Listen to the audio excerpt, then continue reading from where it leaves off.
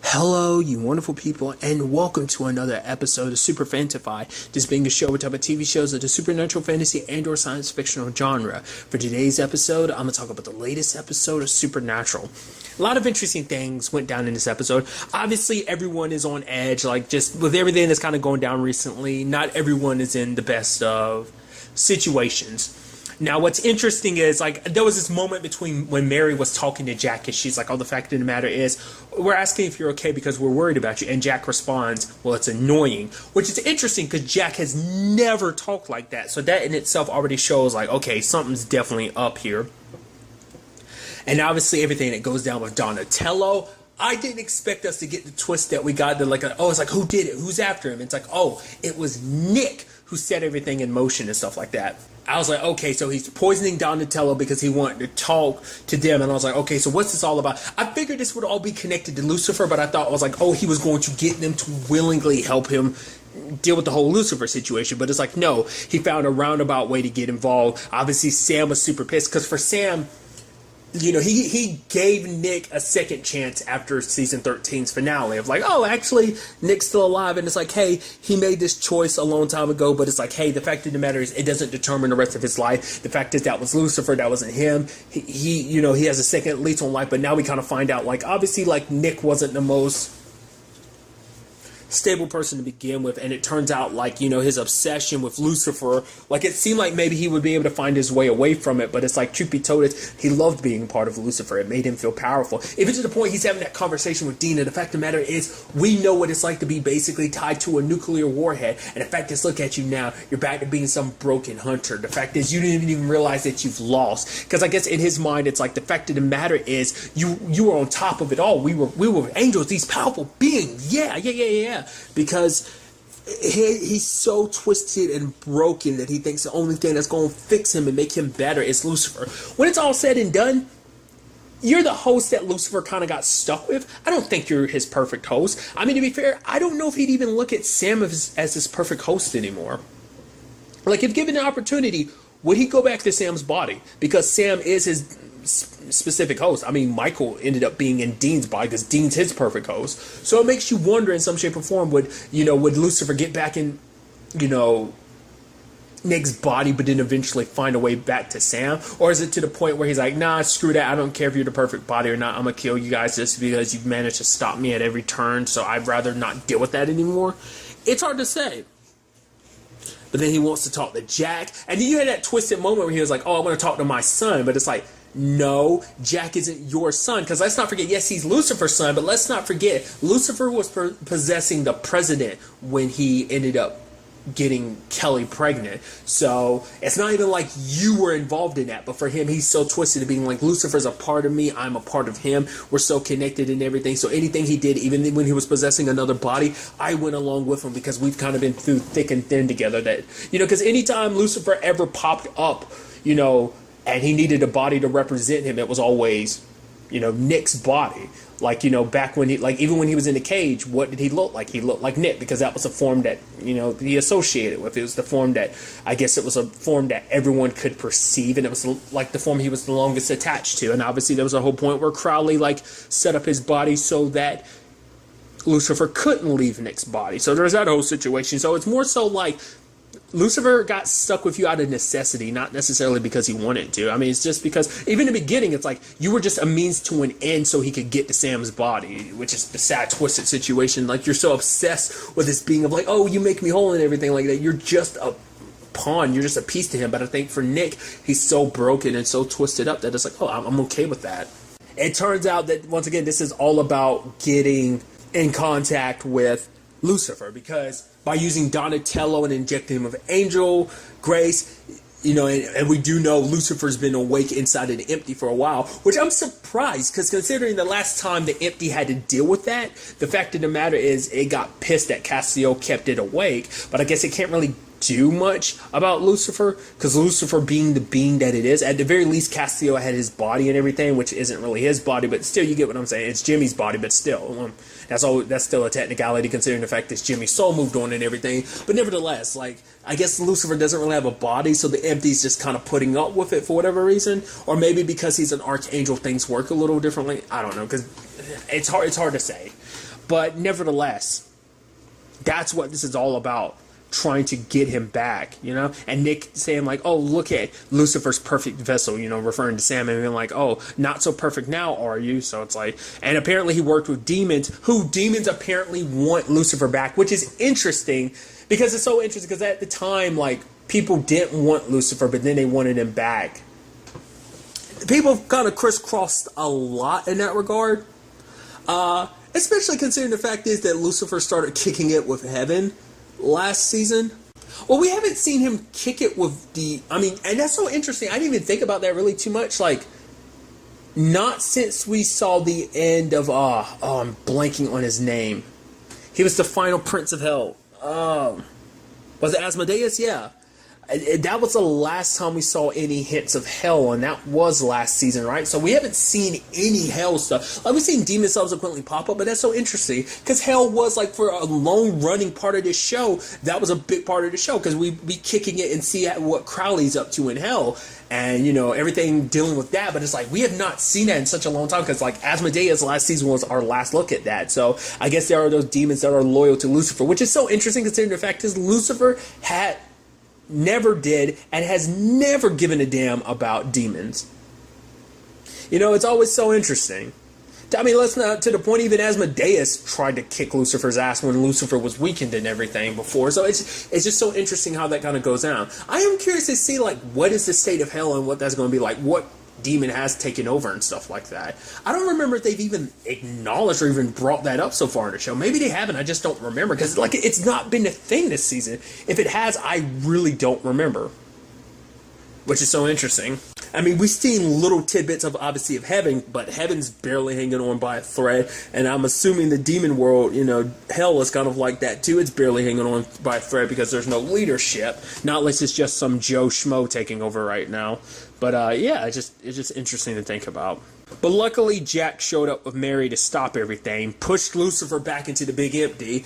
It still doesn't mean that I refer to it as the Big Empty again. The Empty pushed Lucifer back, but then it's like, oh wait, there's still Nick to be dealt with, and I wasn't sure he actually killed Nick because he was burning Nick up, but I thought he was going to burn Nick to a complete crisp. The fact is that he stopped. I was like, oh, Nick. I was like, no, Nick is dead. I was like, wow, did not expect that, because I almost thought he was going to win. I started thinking like, oh, maybe this is what this is all about too. Maybe it's like, oh, I'm going to get to Jack and possess Jack's body. I thought that was what it was going to be. Like, I'm thinking like, oh, maybe that'd be the perfect host for him. Maybe that's still potentially a storyline where you can see it go down that route. I don't know. But I didn't expect that with, like, Nick meeting his end like that. It was only a matter of time because obviously Sam was fed up with Nick, but Mary kind of calls Jack out for it, because it's like, the fact is you did that, you killed him like that. I mean, because it wasn't just like a quick death or like you killed him. It's like, no, you painfully killed him. So then there's the whole situation with Mary at the end of being like, the fact of the matter is there is something wrong, that Jack I know would never do that, and I knew it. We don't know what happened, but like, Mary's getting killed. I'm like, really? You're doing that after she's been back in their lives barely? Because they literally had the whole thing of like, she's like, I wish I was around more, all the time I miss, and Dean being like, oh, the fact of the matter is you were there, you're here now, that's what matters for her. It's like, I want to be there for you and Sam, and the fact of the matter is I know I built up walls and I closed myself off, which Dean was like, yeah, where do you think we get it from? But like, the fact is she was saying all that stuff, I'm like, something's going to happen to Mary. And you hear it at the end with the way he says it. It's like, Mary, I think he ended up killing her, or like disintegrating her, or he did something bad, which is going to push Sam and Dean to a point. Like I said, it's so interesting because like Sam and Dean have obviously built this relationship with Jack, but then like for Dean, he saw Jack as the enemy the first time they got introduced to each other, but then it circles back to it potentially now, especially if Jack did something to their mom. That's going to be something they can't forgive no matter what. So we might at the end of this all see them end up killing Jack, which would super be ashamed, which would suck.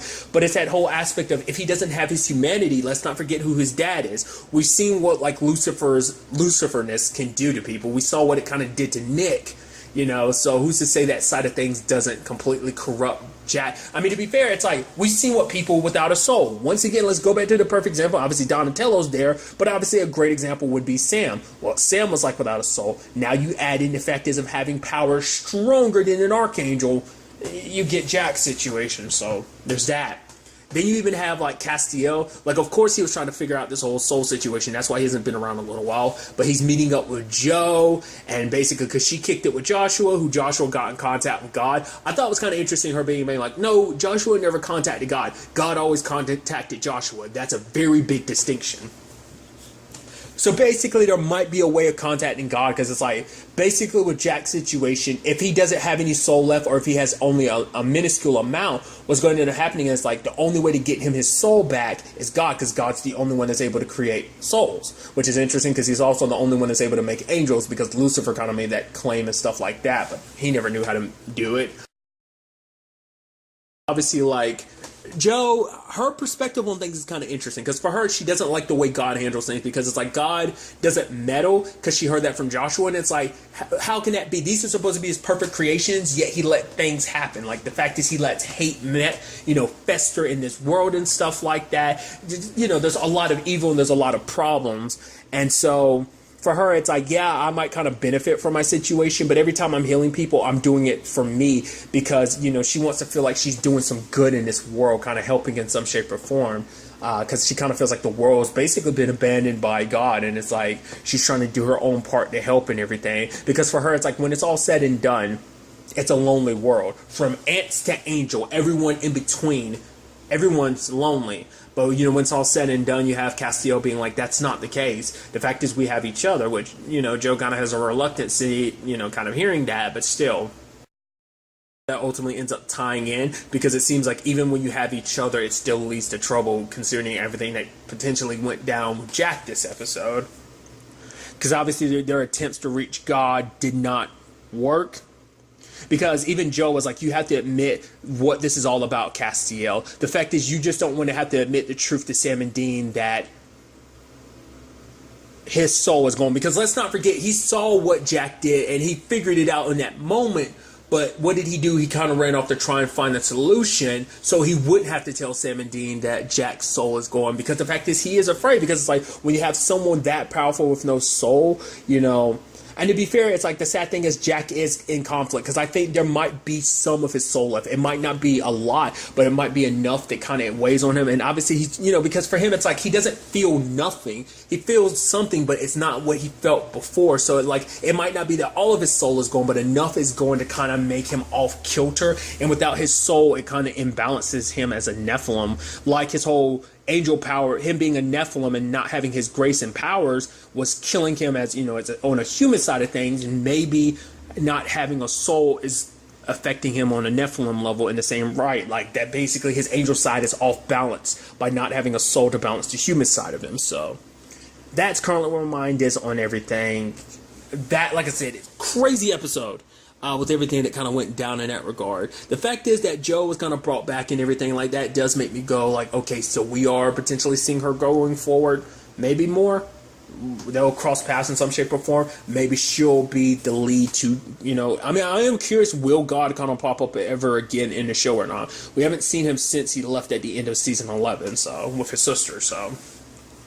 Maybe when things get dire enough, which might include, you know, Jack. Like, it's so interesting. Like, you know, I didn't want to be right about him potentially going down the route of main antagonist. Maybe, depending on what they do. It might not be straight up, oh, he's evil. It might just be the fact is he feels like everyone's turning on him. He has no one to go to anymore. This group he believed to be a family is like, oh, I made a mistake. And then things start spiraling from there. And he feels like, no, I'm alone. All I have is myself. Maybe in some shape or form, it's even what Nick was kind of getting to in this episode. The fact of the matter is, your dad, he loved you. I could feel it. And then you betrayed him, which is interesting considering the fact is Lucifer betrayed him first, taking his grace like that. So it's like, that's hypocrisy. But nevertheless, but it might be a situation where he turns to the one person he wants to turn to, and that's Lucifer. To be fair, this, like I said, this also turns into the whole thing of like, well, what part does the empty play in this? Because remember, it's still going to try and grab up Castiel.